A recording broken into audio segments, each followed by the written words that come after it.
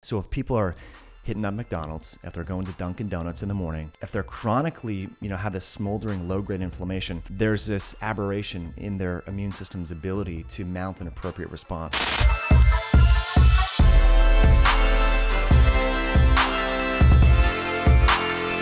British Medical Journal looked at 48,000 individuals in Southern California here from Kaiser and found that people that don't exercise compared to people that do regularly exercise leading up in the 6-month window prior to the outbreak, so this was in 2019, have a 2.7 or 2.9 times less likelihood of dying from COVID-19. So you're like, that should be the message, right? I mean, how many more masks and how much more hand sanitizer can we put on?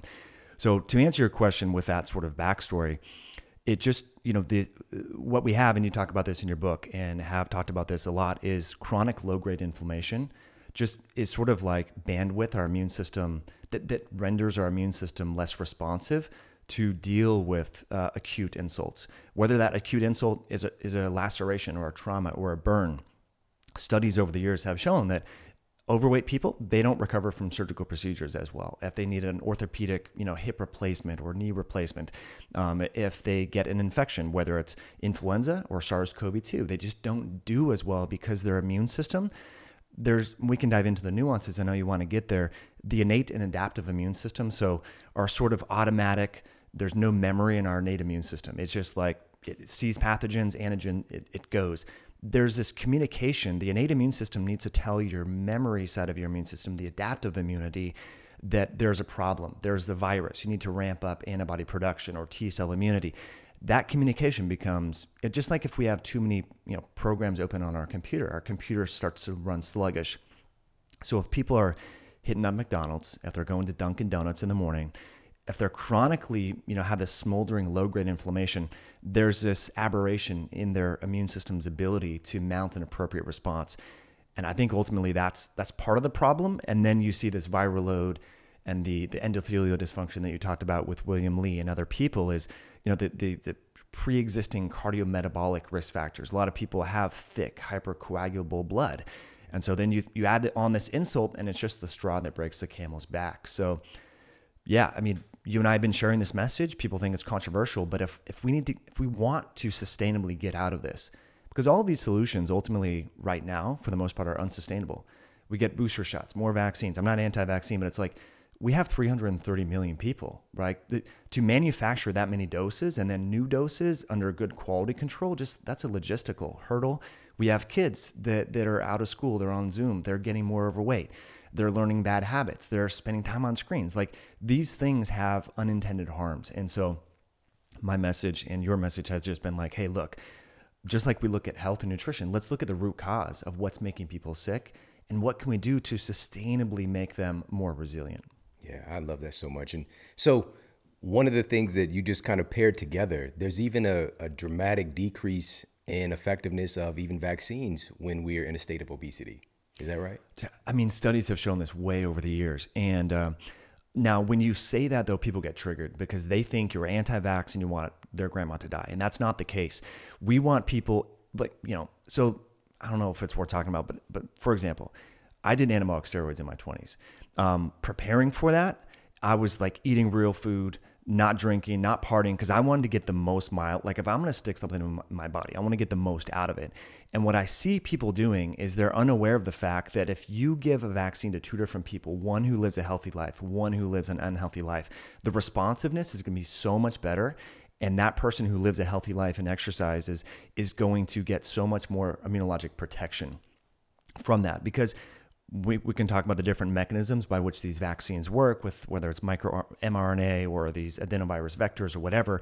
Ultimately, it's your own immune system that is creating that protection. You're not just getting a surrogate immune system. Your immune system needs to recognize, this mRNA or adenovirus and mount an adaptive immune response. And like, if you have this chronic smoldering inflammation, like we were talking about from eating processed food, that's not going to occur. So people might feel that I'm so protected because I'm getting this shot, whereas they might have maybe 1 month of protection or insufficient antibody production in the post-vaccine window. So the reason why I brought up that story about the steroids is, a lot of people that we just need to realize, like, I wish more people would get behind the healthy living concept if they're also going to get the vaccine, because they're going to be most protected from that. So to your point, multiple studies over the years with tetanus shots, with hepatitis B vaccinations, with even seasonal influenza. Now, here's the cool part about it, because a lot of naysayers will say, well, we don't have time to get people so healthy. Even just 4 weeks of healthy lifestyle change makes the influenza shot independent of any weight loss. So even if people don't lose a pound, they get the flu shot, or they do some lifestyle change before getting the flu shot, their post-flu vaccine antibody levels are significantly higher. This was, I'm sure everyone has been to the hospital and seen overweight nurses and things like that. In the hospital setting, there are some unhealthy people just because of the stress and lifestyle and so forth. And so they want those people to be protected. And there was a cohort of, in this one study of like 60 women. They got the flu vaccine, scientists looked after, and they didn't have protection from an antibody standpoint. So they had them do some lifestyle change and then measured it, and it was significantly protective. So now that message is not, I've never heard anyone that's promoting vaccines say you should also not hit up the Krispy Kreme offer. Right. and that, I think, is the science is there. It's negligent, really. It's negligent. It's just, again, but this is the thing that I think that we can easily miss, is that this is normal for this system of medicine, which is we're still trying to treat a symptom and not address the underlying cause. We're trying to treat a symptom and not actually do the thing that is most effective, which is, again, coupled with the advice to wear a mask. You can also say, make sure to get in your 30-minute walk today, or, coupled with all of the insane push to get vaccinated. I've never seen anything like this remotely close. Like, you can't even open up an app on your phone, and like these companies are just like, but the thing is, again, you just mentioned the effectiveness is so much lower. Like, we know this stuff, study after study after study. If you're not getting yourself healthier, it could be, hey, get this thing, but you also need to get yourself a little bit healthier as well. We can package the messages together at least, but this part is left out, the get healthy portion, because it's always been left out. Right. You bring up a great point, and that's what this whole pandemic has sort of exposed, is the inadequacies and the unsustainability of how we sort of view medicine through the acute care model, and not looking at the unintended harm of our interventions, whether it's the treatments. If you look at ventilators, right, it was like 89% of people that went on a ventilator ended up dying, and the unintended harm with microbiome issues and hand sanitizer and stuff like that. So yeah, we need to. And this is something that Barack Obama, if you look at the Affordable Care Act and some of that, precision medicine was a facet of that. And looking at people's individual biochemistry and genetics. You and I have different genetics, women are different than men, and stratifying based upon risk, age, genetics. But now it's like this one size fits all. Everyone needs to wear a mask. Well, I've been exposed to SARS-CoV-2. I just retested my antibodies on Monday of this week. I still have higher levels than most people in the vaccination studies to the spike protein in terms of antibodies, and antibodies to this nucleocapsid, which is another structural element of the SARS-CoV-2. So it's like, why should I be wearing a face mask? Like, if you've been exposed, why would you need to wear a face mask? Or if you've been vaccinated. So the nuances get lost in, I think that's a shortcoming of our public health communication lately. That's called science, and that's the thing too, is that, so again, you got the vid, you got some of that fresh Seattle strain of the vid, right? And can you share a little bit of your experience, and then also just to lean into that a little bit more, because there's something that you said earlier, and I don't want to move past this.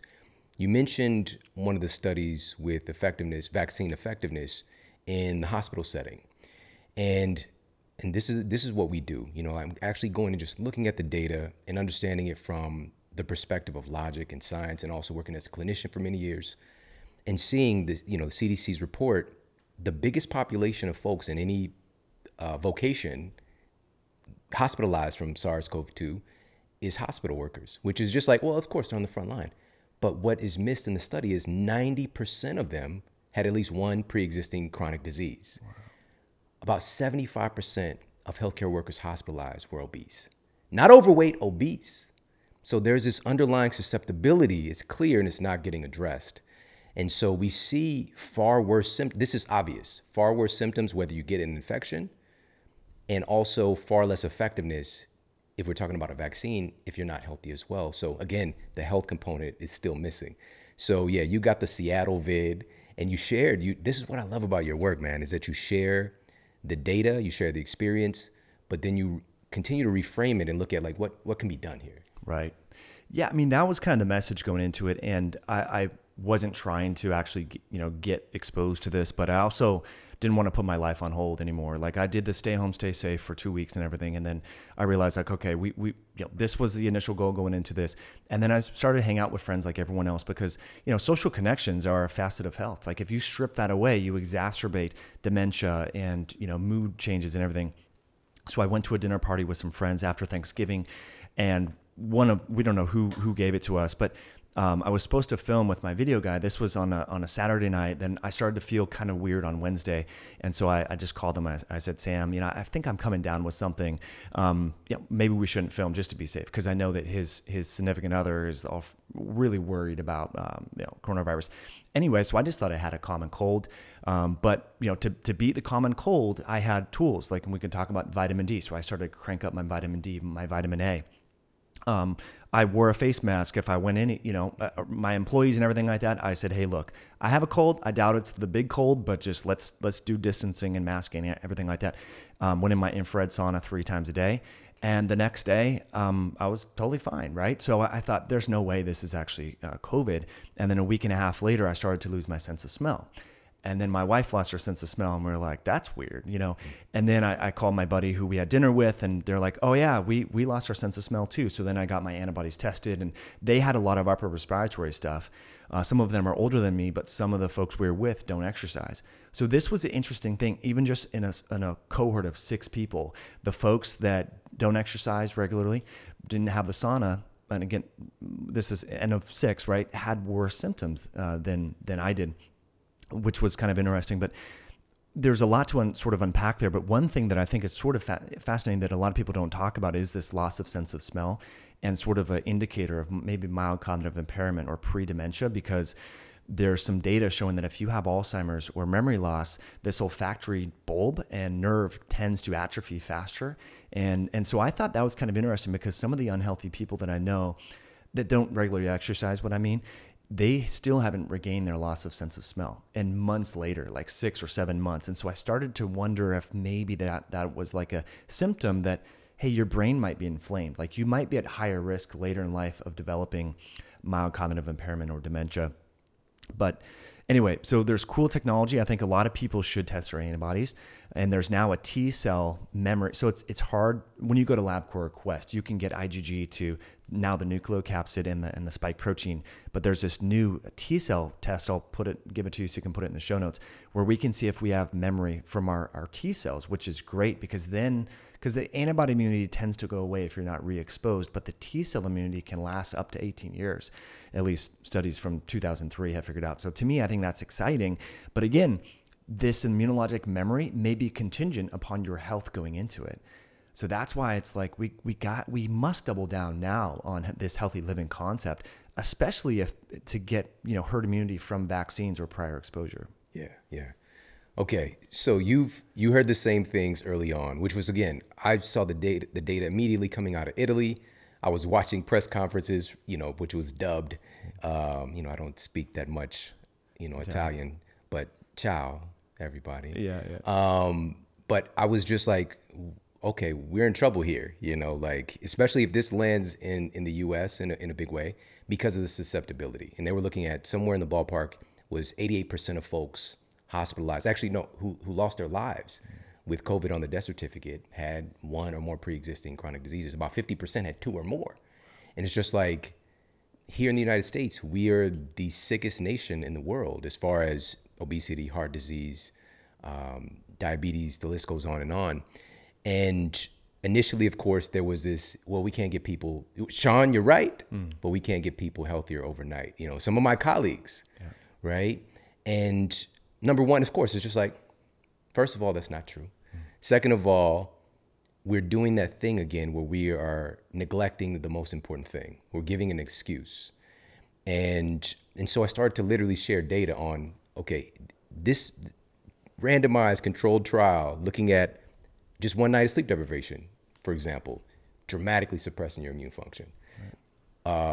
Here's 5 things that are clinically proven to improve your natural killer cell mobility, right? Production and mobility. Just these 5 things. Going for a walk, what I mentioned earlier, and that was Appalachian State University, just a 20-minute walk. It boosts your immune parameters, right? So there's all these things that can be done, and I was still like, okay, this is a tense battle here, but now we're over a year later, and the conversation still hasn't shifted. That whole can't get people healthy overnight thing, it's worn away. The only way that this is going to happen is if folks like you and I and everybody listening really take it upon ourselves to, number one, be the model, take care of ourselves, our families, but also encourage this, speak up, talk to other people, share the data.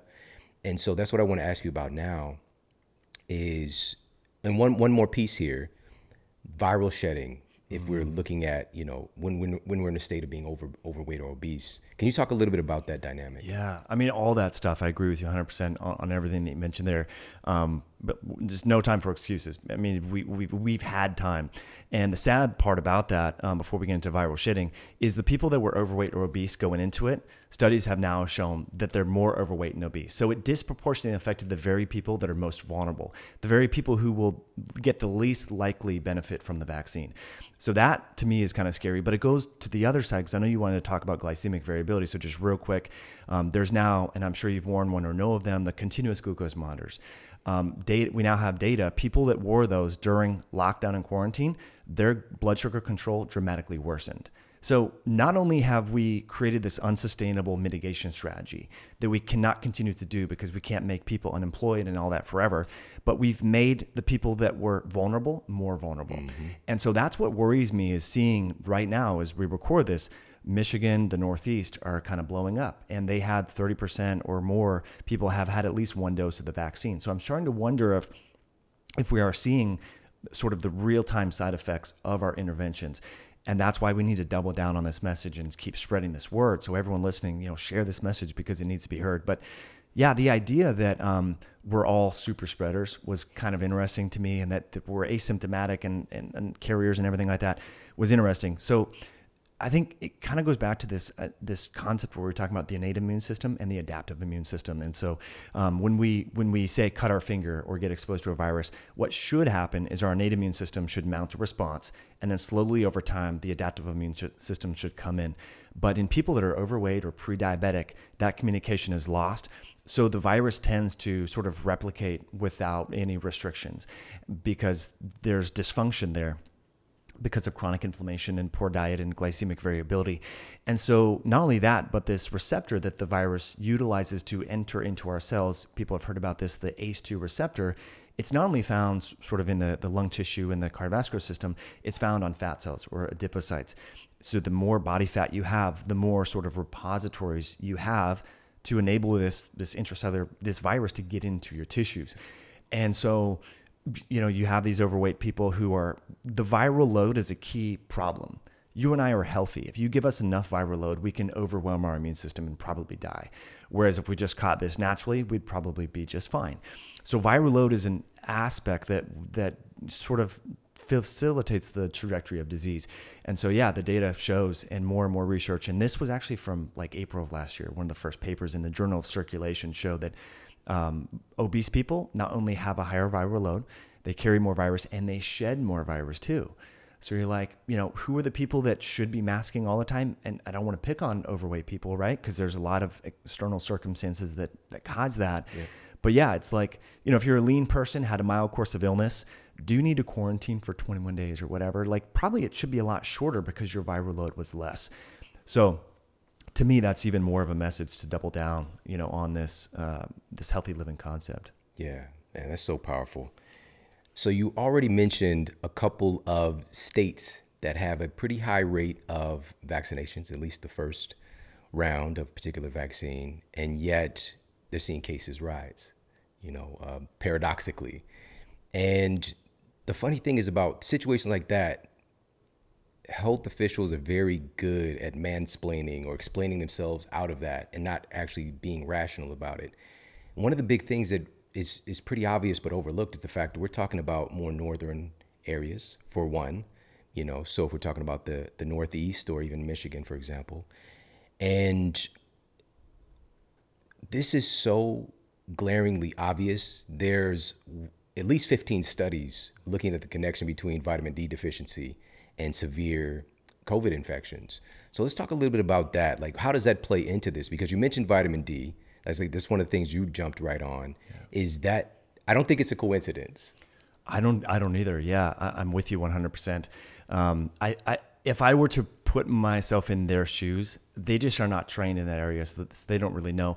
And they might look at other states and say, well, Seattle, Washington is almost as north as Michigan. So, what's going on there? But clearly, the data with regards to vitamin D and its independent association with outcomes is non-debatable at this point. Multiple studies all throughout the world have shown this. And this has been known, Shawn, and I know your listeners and you talk about this. This has been known in various other immune-related diseases from multiple sclerosis. There's a linear increase in disease severity as you go further north.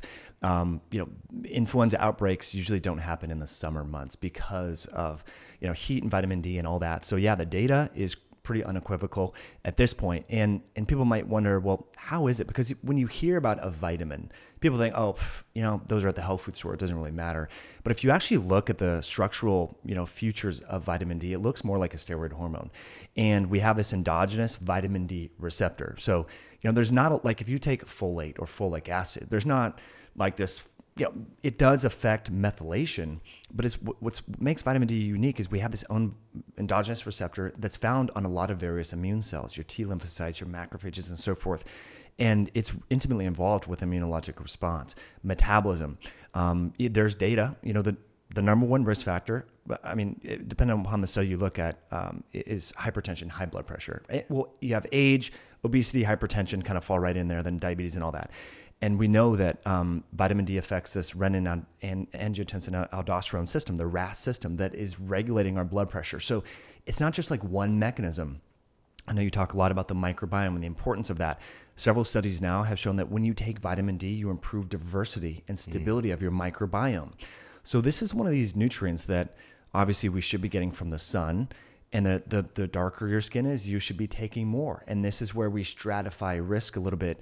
It's not a one size fits all. Like the RDA says, 400 IUs per day. You're like, well, it depends on where you live and how much sun you get and everything. So, and what's interesting about this, it's way easier to make, 300 million doses of vitamin D than it is to make vaccinations that need to be refrigerated at like negative 70 degrees. You know what I mean? Like we could be doling this out and it's not going to, there's the risk of harm or downside. There is virtually none. Hey, if you like this video, make sure to check out this video right here to up-level your health today. MicroRNA causes epigenetic changes, right? In addition to methylation groups on histones and all of these things, which are the intricacies of how our DNA is sort of compacted. So what epigenetic effects is these new proteins having or their delivery system having on genetic expression?